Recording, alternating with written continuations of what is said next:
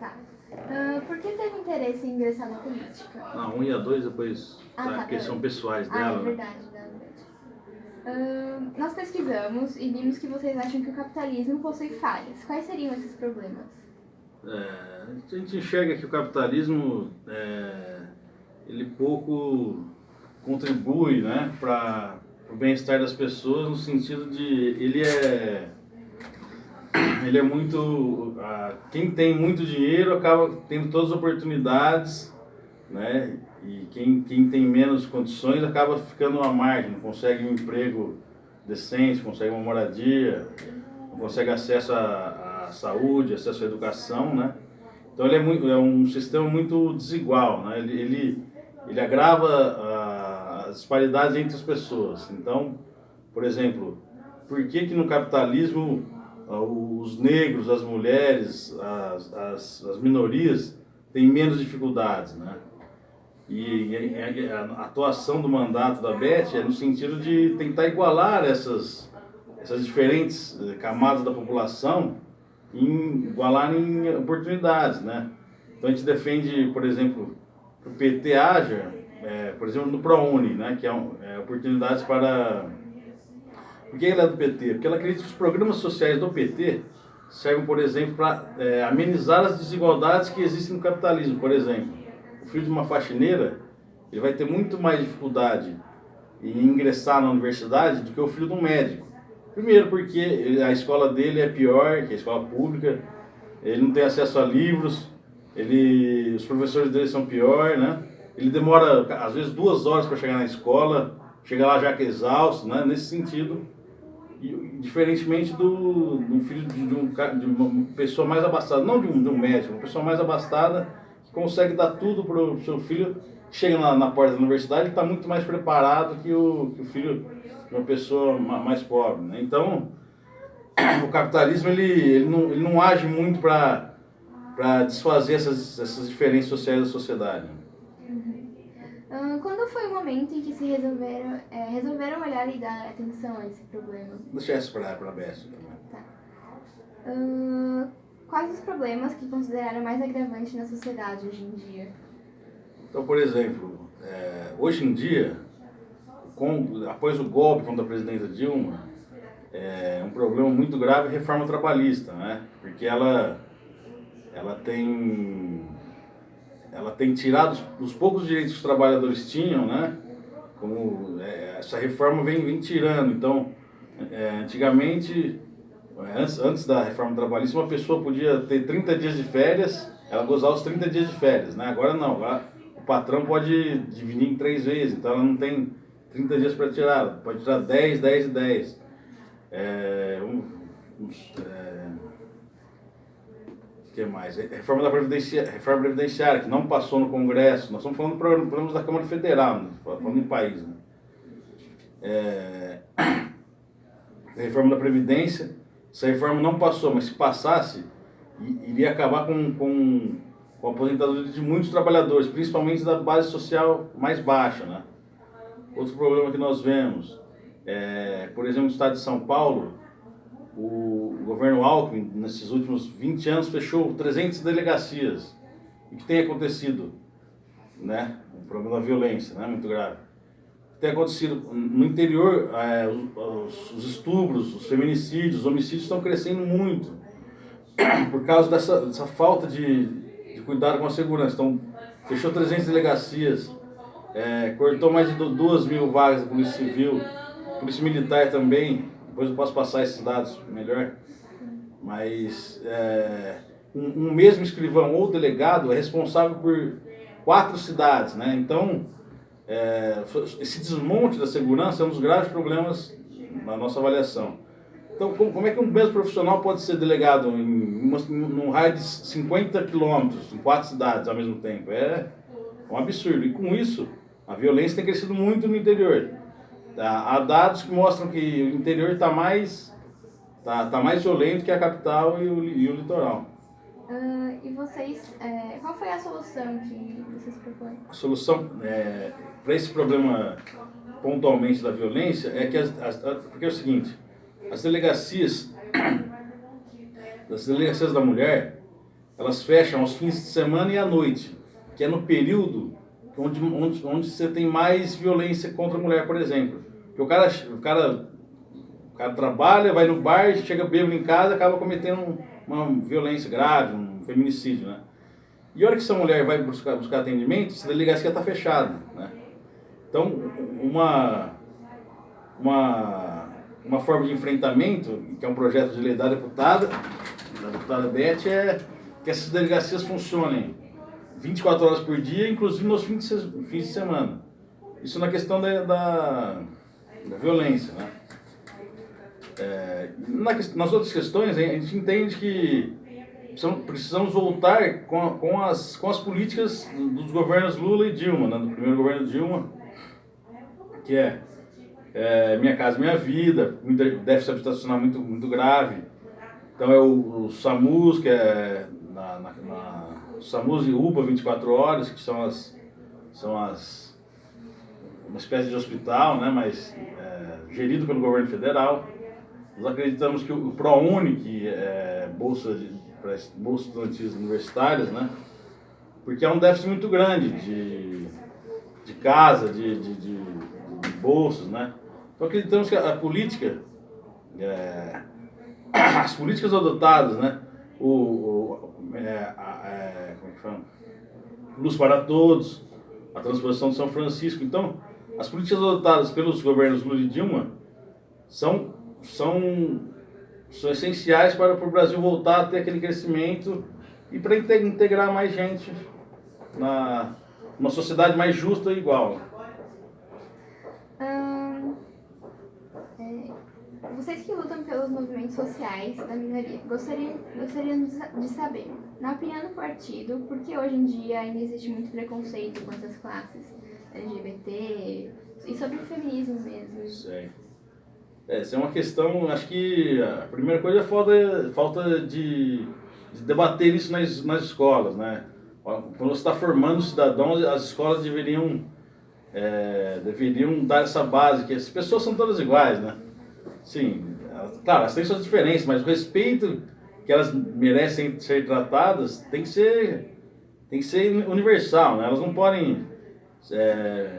Então a Beth acredita que se você tem uma escola forte, uma escola ativa, assim, muito do preconceito contra LGBTs, contra mulheres, contra negros, poderiam ser... Se essa escola fosse um verdadeiro ativo para debater esses temas, por que as pessoas têm esse preconceito que não vem de nada, né? As pessoas são todas iguais, negros, brancos. Se a escola debatesse de verdade essas questões, a gente poderia ter uma sociedade diferente, mas infelizmente não acontece. E a gente acredita que algumas políticas podem ajudar, por exemplo, cotas raciais em concursos públicos, cotas sociais nas universidades, né? Mas principalmente, acho que quem cometeu um crime de preconceito tem que ser responsabilizado criminalmente. Então o cara xingou racismo, macaco, né? Essas coisas graves, né? Essa pessoa tem que ser criminalizada até as últimas instâncias para que sirva de exemplo e não aconteça mais. O que nós vemos atualmente, esse descalabro da escola sem partido, as pessoas não é que eles querem evitar que isso seja debatido, mas nós precisamos cada vez mais debata por que o LGBT sofre preconceito, por que o negro. E o escola sem partido é justamente o contrário. Eles querem que a escola não haja nenhuma discussão sobre o respeito a essas diversidades. Não é que o professor vai ensinar não é que o professor vai indicar o que o aluno deve ser. Ele quer, a escola sem partido quer impedir que se debate todas essas questões ligadas a racismo, LGBTfobia e preconceito na escola, onde deveria ser o começo para a gente criar uma sociedade mais igual, né? E sem esse descalabro que acontece com mortes. O crime contra LGBT, eu acho que é uma morte por dia no Brasil, né? Não é só no Brasil, na Rússia, vocês viram, como o preconceito é arraigado na sociedade contra os gays e homossexuais. Né?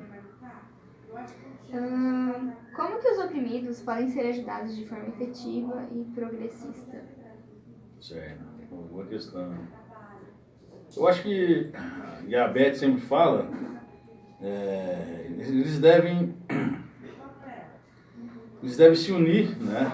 Acho que sim, não só entre partidos, mas começar a se unir uma associação, se unir no bairro, se unir numa escola. Tem várias formas, né? E cobrar seus direitos, não tem muito mistério, né?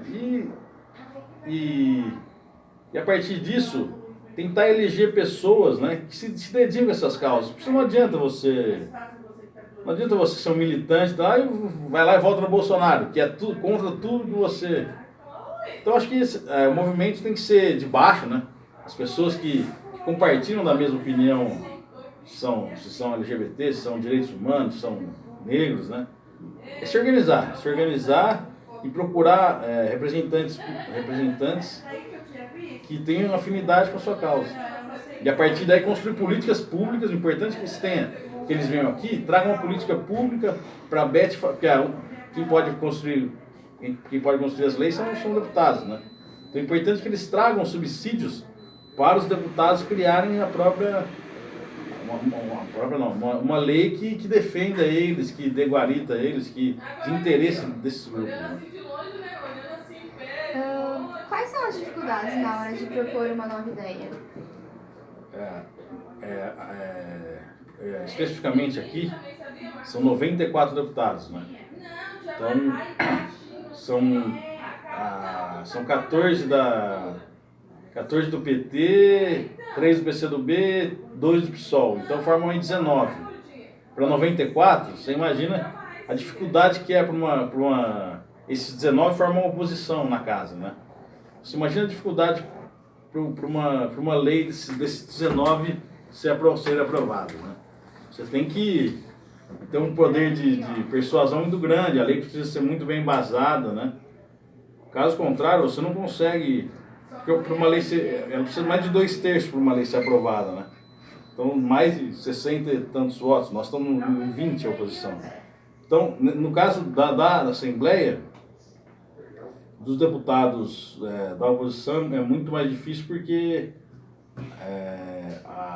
a situação, né, o governo, o PSDB, PSB, os outros partidos têm uma base muito grande, né? Então, por exemplo, se é uma lei que... A própria lei das delegacias, ela vai gerar mais custo, porque você vai ter que ter um novo delegado plantonista, um novo escrevente, novos policiais nessas delegacias, né? E o governo quer enxugar, ele não quer gastar mais. Então a Beth, como oposição, ela quer que se abra essas delegacias, mas precisa de mais funcionários, de mais estrutura.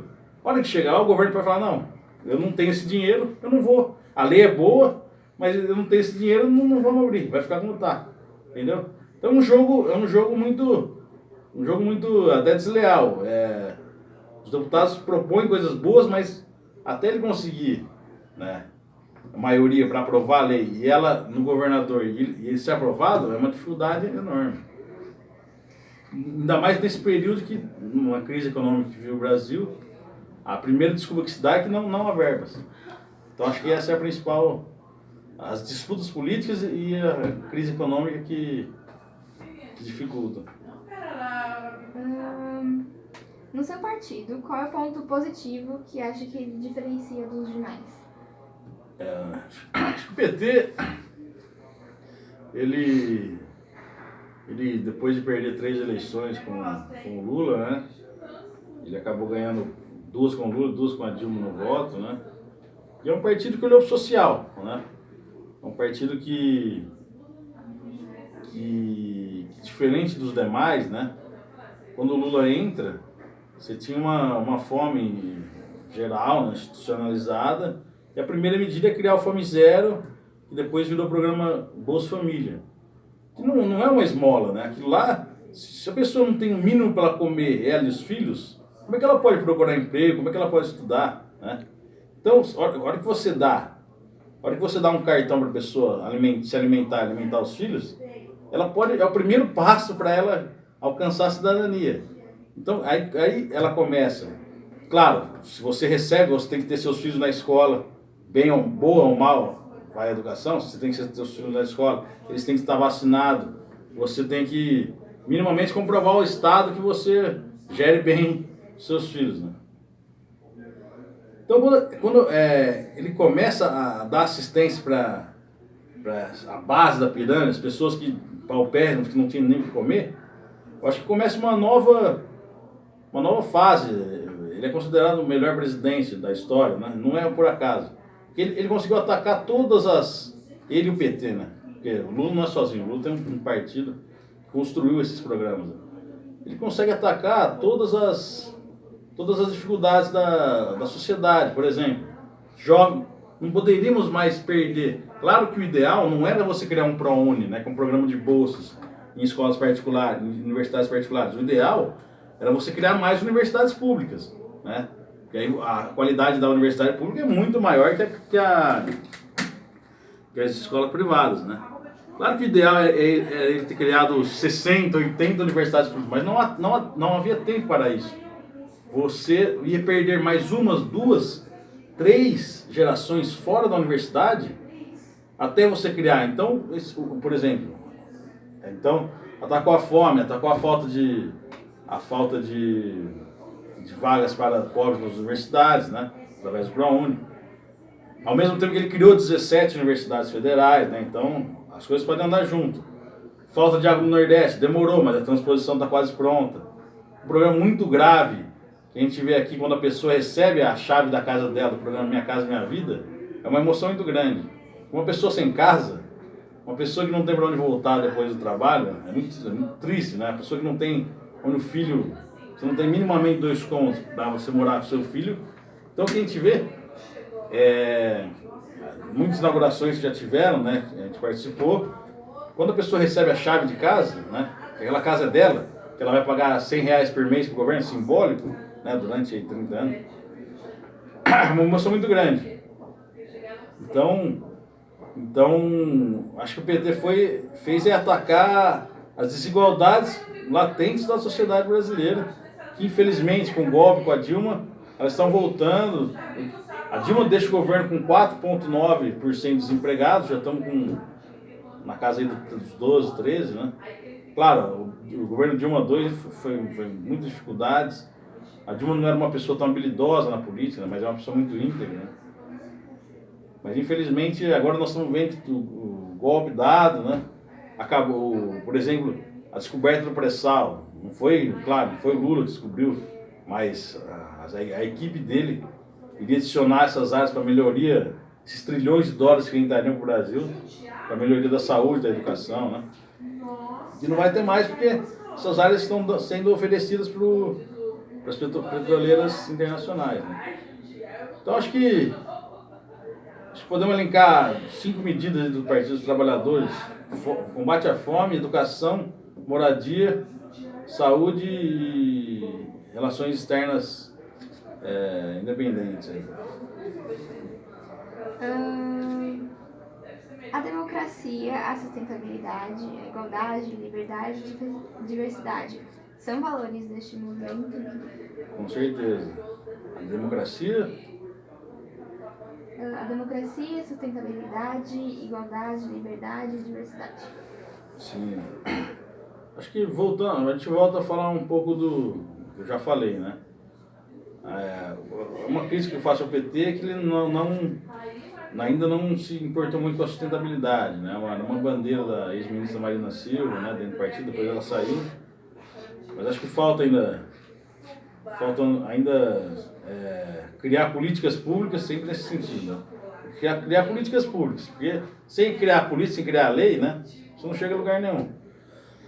Acho que todas essas, a sustentabilidade, o PT atacou pouco, ambiental, acredito que seja, né? Sustentabilidade ambiental. Mas é o partido que mais, junto com o PSOL, aí, é o partido que mais se debruça nos outros temáticas, né? Deve haver mais ou menos restrições aos benefícios atuais de assistência social? Acho que deve haver mais, né? Deve haver mais um país rico, com mais de 200 milhões de pessoas, você ter 13 milhões de desempregados, essas pessoas elas estão vivendo uma dificuldade tremenda. Elas estão escolhendo entre comprar o gás e comprar comida, né? O gás, depois do golpe do Temer, o gás foi para... era 30, está em 80, né? Então, para quem não tem nada, quem tem 3 filhos ganha R$300 de Bolsa Família por mês, e o marido faz uns bicos, né? Essa pessoa, se ela pagar R$80 no botijão de gás, ela não come, né? Então, a assistência tem que ter... Essa pessoa tem que ter escola pública de qualidade, ela tem que... Escola pública de qualidade, educação de qualidade, saúde de qualidade, ela tem que ser atendida nos postos de saúde com respeito, né? E ela tem que ter... E se ela não consegue dar um mínimo, né? Dar um mínimo de sustentação para os seus filhos, ela tem que receber o Bolsa Família. Então, na opinião do PT, o Estado tem que prover políticas públicas em todas as áreas, né? Para que as pessoas não fiquem desamparadas. Não sei se vocês viram nos Estados Unidos, uma mulher foi atropelada, né? E aí ela falou, pelo amor de Deus, não chamem o resgate. Por quê? Porque lá todo mundo tem que ter plano de saúde. Se chamarem o resgate, ela tem que pagar $4.000, uma grana alta, e ela falou, não chamem, porque eu não tenho como pagar. Me deixa aqui, eu vou dar um jeito de eu me... No Brasil não, se uma pessoa sofre um acidente, vai lá o SAMU 24 horas, que é a ambulância, leva numa UPA, né? E os primeiros socorros são feitos. Claro, isso gera custos, né? Isso gera custos para o Estado, mas a nossa Constituição de 88, ela fala que o Sistema Único de Saúde deve ser universal para todos, né? Universal. Tem que atender todos.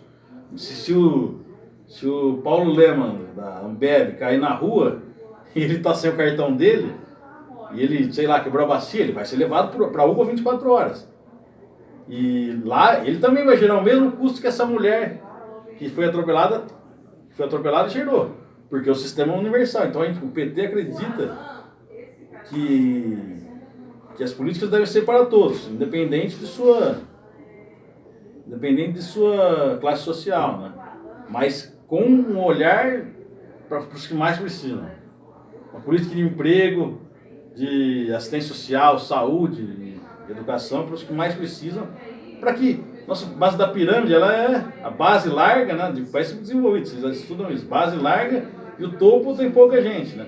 O olhar do PT é nessa base, para base, o cara tem que ter uma política de transporte. Não sei se vocês acompanharam, o Dória fechou várias linhas de ônibus, né? Coisa que o atual prefeito manteve. O que isso causa? A vida da pessoa é totalmente transformada. Se ela sai da Zona Leste para vir trabalhar no centro, onde estão os empregos, no centro, Berrini, Faria Lima, ao invés de 1 hora, ela leva 2, né? Mas por que isso? Porque eles já têm... o cara a concessionária da linha fala, olha, eu não posso mais pôr 3 ônibus nessa linha, vou pôr 1. Tudo bem? Tudo bem. Mas o impacto fica no povo, né? Quem sofre é o povo. Qual a sua visão da atual situação política do Brasil? Só um minutinho. Aquelas emendas. Oi, tudo bem? As emendas de sexta-feira, do protocolado, tá aqui? Que eu preciso. Eu vou repetir a pergunta. Qual a sua visão atual da situação política do Brasil? Então, a nossa visão, e a deputada compartilha da visão, é que após julho de 2016, com o golpe, né, a presidenta Dilma subiu ao poder central, Michel Temer, né, e implantou políticas desastrosas, por exemplo, o pré-sal, que era nossa... À tarde eu te devolvo, tá? Tá bom? Obrigada, viu? Ele está entregando todas as áreas do pré-sal, né, que é uma riqueza do Brasil. Essa riqueza é para usar em benefício do povo, não é para a petroleira americana vir tomar, né? Então, por exemplo, a reforma previdenciária. vai acabar com a... Vai acabar não, mas vai dificultar muito um trabalhador se aposentar a partir de agora. Um homem só vai conseguir aposentar a partir de 65 anos. Depois de 65 anos, o que ele vai fazer da vida dele, coitado? Ele trabalhou dos 20 aos 65. Se ele aposentar com 65, daqui a 5 anos ele morre. Já não tem saúde para fazer muita coisa, né? E ainda o cara quer dificultar isso aí. Então, o que a gente acha?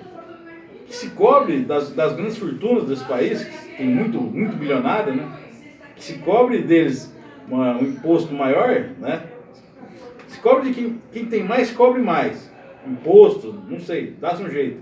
Mas não tira esse cara pobre que vai se aposentar com 1 salário mínimo, 2 salários mínimos, não tire dele, né? Tire do cara que tem mais, né? Então, a reforma previdenciária do Temer dificultou muito. Se passar, ainda não passou, se passar, vai dificultar a vida do trabalhador, reforma trabalhista. Ele zerou os gastos com a erradicação do trabalho escravo, que é um tema, um país gigantesco desse, no Pará, no Tocantins, ainda tem trabalho escravo.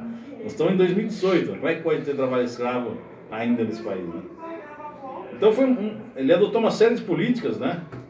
A reforma do ensino médio, tem gente que não está gostando porque ele vai deixar praticamente português e matemática de novo, volta de educação moral e cívica, um absurdo, do tempo da ditadura militar.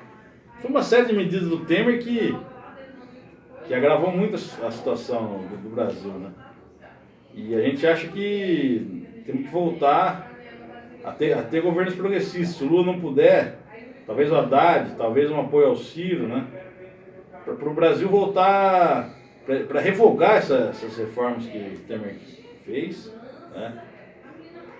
E o Brasil começar a andar novamente. Bom, e quais são os principais objetivos do PT, do partido? Os principais objetivos, eleitoralmente falando, que vai começar dia 15 de agosto, é retomar o poder central, retomar a presidência da República, né? Ou ajudar a colocar lá alguém que tem um projeto semelhante ao do PT, né? E para revogar todos esses malefícios que o Temer fez com o país nesse 1 ano e meio, né? O cara tem, e não é a gente está inventando, o cara tem 3% de aprovação, segundo as últimas pesquisas do Temer, né? Então o povo sentiu, se a Dilma não estava boa, tirando ela, a coisa piorou ainda mais, né? E pior, a Dilma, embora fosse inábil politicamente, ela é uma pessoa íntegra, né? Ela não tem nada contra ela, tanto que ela vai sair como senadora agora em Minas Gerais, né? Diferente do Temer, que ao sair da presidência, é capaz de ser preso no dia seguinte. Mas o PT, ele é um partido de massa, né? E ele acredita na distribuição de renda como artífice de uma nova sociedade, mais igual. Nós temos que o cara que nasceu na favela tem que se alimentar todo dia, tem que ter direitos e tem que ter a oportunidade de ir para a universidade, né? Ou pública ou governo subsidiando, para ele se tornar um novo, para ele ter um emprego, para partir dos trabalhadores, ele se tornar um trabalhador, para ele criar uma nova